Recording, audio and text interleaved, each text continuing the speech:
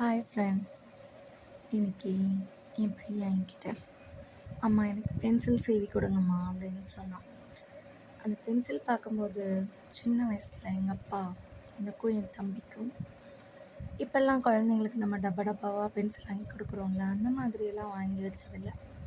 ஒரே ஒரு பென்சில் வாங்கிட்டு வருவாங்க. அந்த பென்சிலை ரெண்டாக உடச்சி எனக்கு பாதி, என் தம்பிக்கு பாதி சீவி கொடுப்பாங்க எங்கள் அப்பா. அதை வேறு சூப்பர்வைசர் நைட்டு வேலைக்கு போயிட்டு வந்து செக் பண்ணுவாங்க, கரெக்டாக வச்சுருக்கோமா தொலைச்சிட்டோமான்னு. என்னைக்காச்சும் ஒரு நாள் என் தம்பி அந்த பென்சிலை தொலைச்சிருவான். வேலை ஓடி போய் எங்கள் அப்பா கிட்டே போட்டு கொடுக்குறது தான் என் வேலை. அது ஒரு ஸ்வீட் மெமரிஸ்.